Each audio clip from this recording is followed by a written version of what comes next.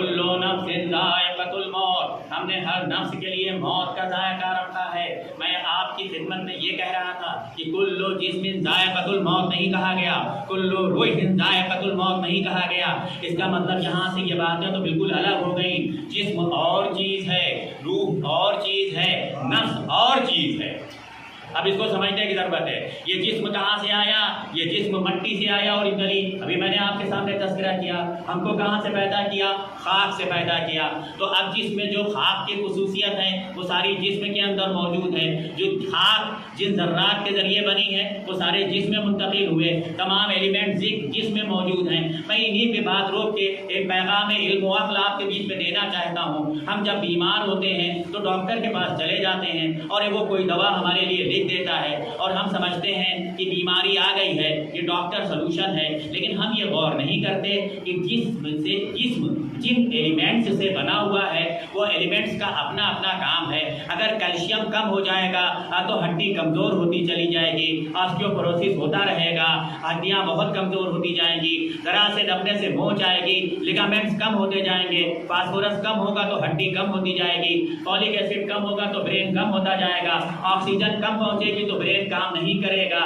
یعنی کہنے کا مطلب یہ ہے آئرن نہیں ہوگا تو ہیموگلوبن کم ہو جائے گا، اور ہیموگلوبن کم ہو جائے گا تو سانس پھولنے لگے گی، سانس پھولنے لگے گی تو بلڈ سرکولیشن نہیں ہوگا، بلڈ سرکولیشن کم ہو جائے گا تو لو بلڈ پریشر ہوگا۔ اس کا مطلب یہ ہے ہم یہ کھائیں گے اور ہم یہ نہیں کھائیں گے، تو چوائس خالی نہیں رکھنا چاہیے۔ یہ پروردگار عالم نے چار بڑی چیزیں پیدا کی، یعنی فیٹس کو بھی لینا ہے، پروٹینز کو بھی لینا ہے، کاربوہائیڈریٹس کو بھی لینا ہے، یہ وٹامنس کو بھی لینا ہے۔ یہ ساری چیزیں ہیں کیونکہ ہم یہ سمجھتے ہیں کہ ہم نے دال روٹی کھا لی، یا ہم نے سبزی روٹی کھا لیا، یا ہم نے فلاں چیز کھا لی، یا ہم نے اپنے جسم کو غذا دے دی۔ یہ آپ کی چوائس کی غذا تو ہو سکتی ہے، لیکن خیال رہے اگر آنکھوں کو آنکھوں کی غذا نہ دی جائے گی تو آنکھیں کمزور ہو جائیں گی، اگر دماغ کو دماغ کی غذا نہیں دی جائے گی تو دماغ کمزور ہو جائے گا، اگر لنگس کو لنگس کی غذا نہیں دی جائے گی تو لنگس کمزور ہو جائے گا، اگر دوسرے اعضاء و جوارح کو ان کی غذا نہیں دی جائے گی تو وہ کمزور ہو جائیں گے۔ تو یہ کون بتائے گا؟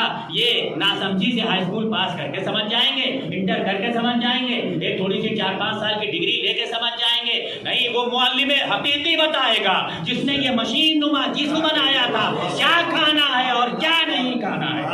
اس لیے کہ وہ تو پیسہ کمائے گا، اس کو جھوٹی شہرت مل رہی ہے، آپ اسے بھگوان کا درجہ دے رہے ہیں۔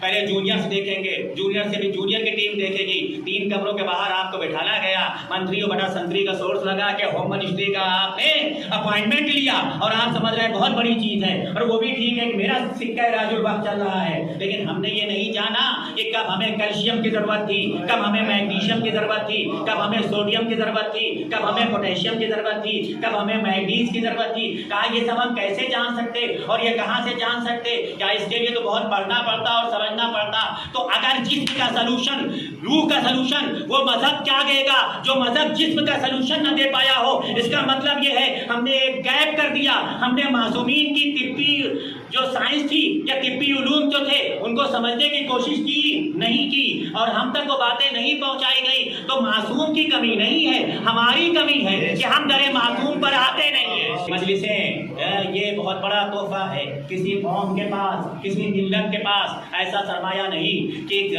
فرش پہ ایسا ہی بیٹھ جائیں، ایک چادر بچھا دی جائے اور لوگ زمین پہ بیٹھ جائیں۔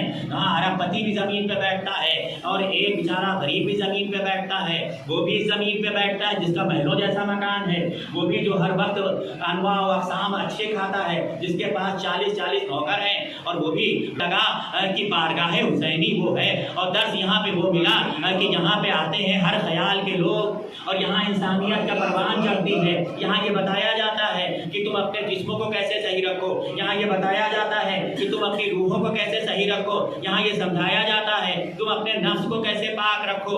تو اب سمجھ میں آئے کہ جب رہبر یہ سمجھائیں کہ ہمیں جو کچھ ملا ہے وہ اس فرش ادا سے ملا ہے، تو آؤ سمجھو، اگر تمہیں دولت چاہیے تو فرش ادا کو ذریعہ بناؤ، اگر صحت چاہیے تو فرش ادا کو ذریعہ بناؤ، اگر اولادیں چاہیے تو فرش ادا کو ذریعہ بناؤ، اگر اتحاد چاہیے تو فرش ادا کو ذریعہ بناؤ، اگر گھر اچھے چاہیے تو فرش ادا بتائے گا، اگر محبت چاہیے تو فرش ادا بتائے گا۔ یعنی یہ وہ فرش ادا ہے جو لوگوں کو جوڑ دیا کرتا ہے، توڑتا نہیں ہے۔ کلو نفس ذائقۃ الموت، ہم نے ہر نفس کے لیے